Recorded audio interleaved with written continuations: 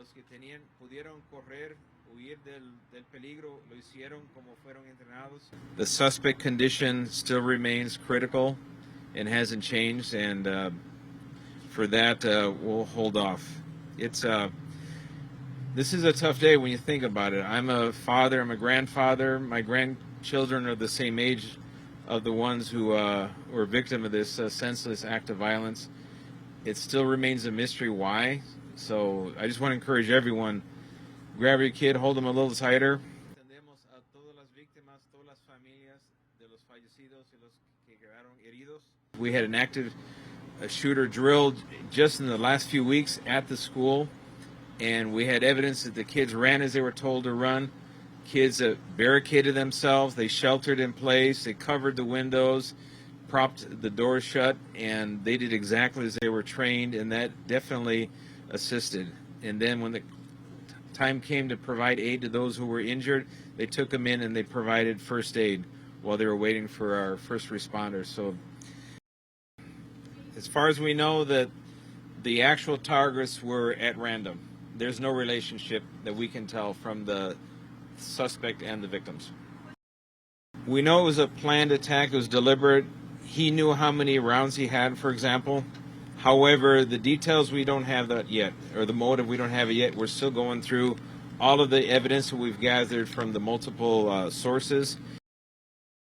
Well, in 16 seconds, he cleared a malfunction and was able to shoot 5 people in himself. So he seemed very familiar with firing the weapon. I referred yesterday in the press conference to an Instagram account that we were attempting to verify whether it did or did not belong to the subject in this shooting. After working with Facebook overnight, we have determined that the account was not linked to the subject. The account was subsequently deactivated by Facebook for violation of its Facebook rules. I can't get into at this point where it originated. Suffice it to say that it was out of the country. We continue to work with Facebook to identify any further accounts that may belong to the suspect, and we have search warrants pending on that. No motive or rationale has yet been established for the subject's assault. Suffice it to say, we did not find any manifesto, any diary that spelled it out, any suicide note, or any writings which will clearly identify his motive behind this assault. There were no students.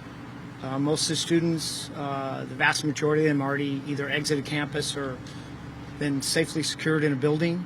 As I came around the administration building into the quad area, I observed 3 of the victims laying on the ground.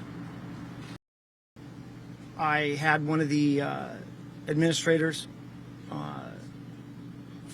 prior to being a detective, I was a school resource deputy at Valencia High School, so I'm aware they have medical aid bags.